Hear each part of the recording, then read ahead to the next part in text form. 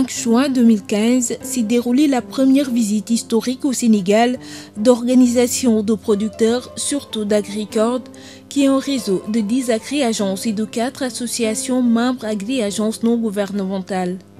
Celles-ci œuvrent pour la coopération en développement en créant des liens structurels entre agriculteurs et organisations du monde rural de leur pays. Ces membres sont éparpillés au Canada, en France, en Belgique, aux Pays-Bas, en Suède, en Finlande, en Italie, en Espagne, en Asie et au Sénégal.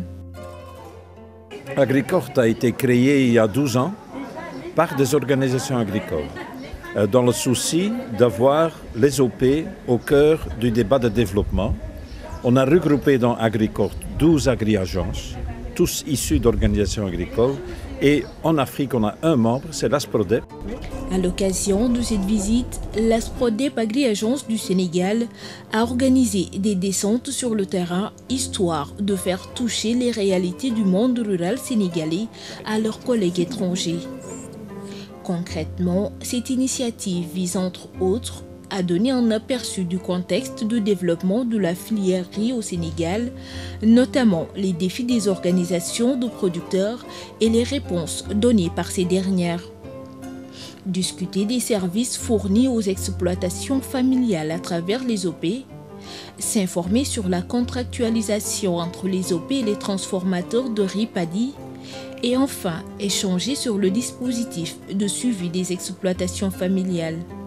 Ces visites ont conduit durant 2 journées la délégation des agri-agences dans les localités de Boundoum, Ross-Béthio, Saint-Louis, Thiès et Mbour.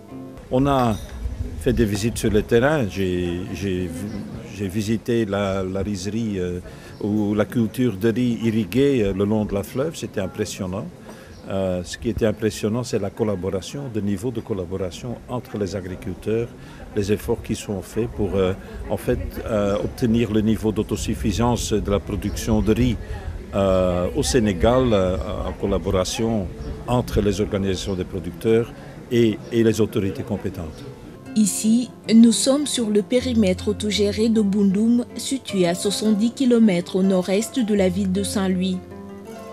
Le riz occupe une place importante dans l'économie sénégalaise et dans l'alimentation des populations.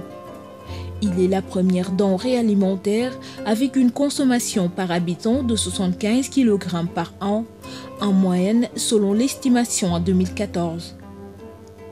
Ceci représente près de 1 100 000 tonnes, soit 25% des parts de marché mondial du riz brisé, mettant donc le Sénégal dans le peloton des plus grands consommateurs de riz brisé au monde. Le casier a été créé depuis 1964 par l'OAD, l'Organisation autonome du Delta. Aujourd'hui, le périmètre est divisé en 118 secteurs hydrauliques. Il a bénéficié d'une réhabilitation et d'une extension entre 1991 et 2001 qui porte sur une superficie de 3295 hectares. Pour l'organisation de la gestion et de l'exploitation, le périmètre de Boundoum polarise au total 7 villages rassemblant une population de près de 16 000 habitants. La superficie totale exploitable s'élève à 3098 hectares au profit de 2557 familles attributaires de parcelles. Élément de fierté, les semences certifiées de riz sont entièrement produites par les OP. Le périmètre a une maîtrise de l'eau. La station d'irrigation du casier de Boundoum se trouve à Diawar, siège social de l'Union des OP.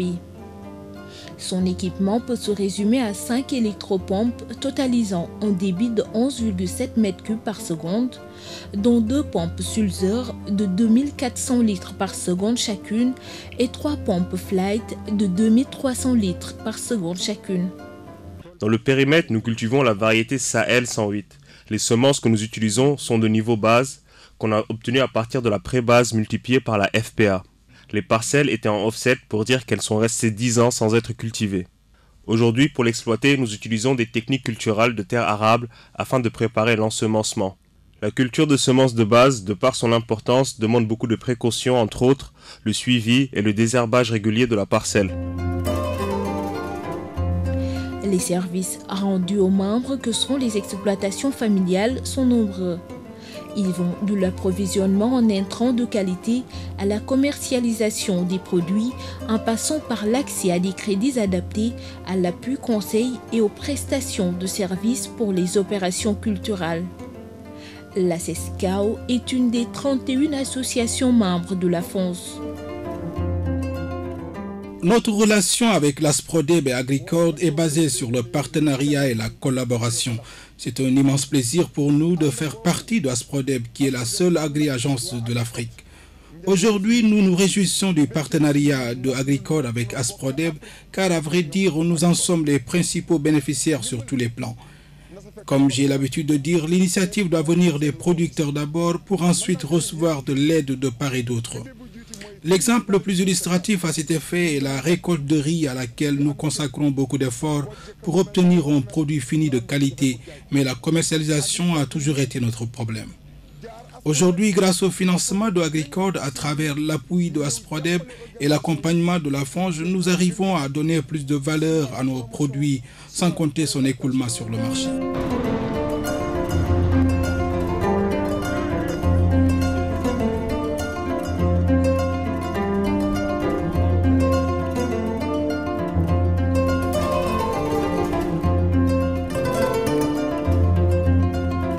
Autre site de grand intérêt visité, la SAED, la Société nationale d'aménagement et d'exploitation des vallées du fleuve Sénégal et de la Falémé à Saint-Louis. Cette société apporte également aux paysans des appuis forts et multiformes. Les organisations paysannes donc de la vallée en général, et celles de la délégation de Dagana en particulier, nous avons des relations de partenariat basées sur le conseil agricole. Donc nous les aidons à mieux s'organiser en gestion, parce que nous avons globalement transféré des aménagements extrêmement importants qui sont des infrastructures publiques qu'ils doivent maintenant gérer. Et à partir de ce moment, nous avons pris donc, la décision de les accompagner donc, pour mieux gérer cet outil de production qui est extrêmement important. Créée en 1976, la Fédération des organisations non gouvernementales du Sénégal, Action Paysanne, la FONS a son siège à Thiès, à 70 km de Dakar. La FONS est l'émanation de 3000 groupements villageois et touche plus de 2 millions de personnes, dont 65% de femmes. Elle se veut un mouvement associatif fort et tente de réhabiliter le statut et l'identité du paysan. En 2014, le CNCR a produit un rapport sur 2000 exploitations familiales. 2000 exploitations familiales, en d'autres mots, c'est plus de 6000 ménages. Si on considère qu'il y a au Sénégal 3 ménages en moyenne dans une exploitation. Les statistiques nationales sont basées sur le même nombre, sur le même échantillon. Et nous, on se base sur ce travail pour produire un échantillon, mettre en évidence les impacts positifs que pourrait avoir un soutien particulier à l'agriculture familiale par rapport à l'emploi. Quand on sait que chaque exploitation familiale maintient aujourd'hui au minimum 9 actifs en emploi. En termes de sécurité alimentaire, quand on sait qu'une exploitation familiale assure d'abord la nourriture et la santé pour au minimum 17 personnes. Dans tous les cas, les défis auxquels font face les producteurs sénégalais sont nombreux. Sur les différents sites visités, la dégustation des produits locaux a été de mise. J'ai retenu principalement, c'est comme à chaque fois, c'est de remarquer que nous avons des réalités différentes sur le terrain, mais des défis qui sont communs, qu'on soit du nord comme au sud. Il y a le défi du foncier, de l'accès à la terre, il y a le défi des jeunes, de la transmission des exploitations aux jeunes, il y a le défi de l'urbanisation, il y a le défi aussi de la formation et de l'information des agriculteurs, enfin des paysans, et au niveau de la femme, il y a le défi de reconnaissance de sa place réelle dans le monde agricole et dans ce qu'elles font comme travail dans le monde rural. Je tiens d'abord à remercier vivement l'ASPRODEP, l'Agri-Agence du Sénégal, qui a organisé cet événement. C'est ma première fois en Afrique. Je suis vraiment passionnée par ce que j'ai vu ces 2 derniers jours. Je vois beaucoup de challenges dans le secteur agricole, en particulier les défis des paysans. En même temps, je vois beaucoup d'espoir et d'opportunités lors de nos visites chez les producteurs et organisations spécialisées dans le domaine.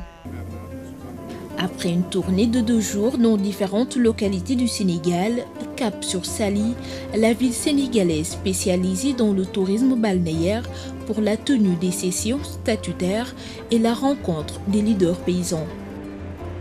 Quelles que soient les volontés politiques que nous avons, si au niveau du monde rural on n'est pas organisé pour non seulement défendre nos intérêts, mais également pour saisir ces opportunités, c'est clair que ça va être difficile. Donc, la question d'organisation au niveau rural, tout secteur confondu, est un grand défi pour nous.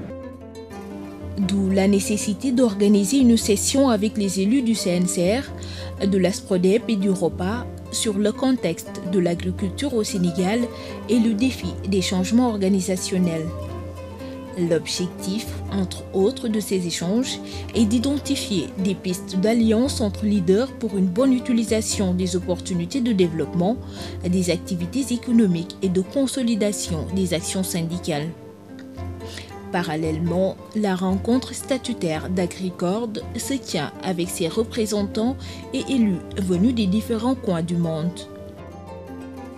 On a les sujets habituels d'une assemblée générale, c'est le budget, l'approbation du budget et des comptes, aussi la décharge des administrateurs. Mais ce matin, on a eu un conseil d'administration qui continue cet après-midi. Et là, nous avons un débat de fond sur quel est le futur d'Agricord comme réseau d'agri-agences. Comment est-ce que d'égal à égal, on va continuer à se développer dans un monde qui change très vite. Un monde qui change très vite aussi pour les agriculteurs et pour les organisations des producteurs. Le conseil d'administration a discuté de plusieurs points allant de l'évaluation organisationnelle du réseau au rapport annuel en passant par la mise à jour des programmes et perspectives de financement.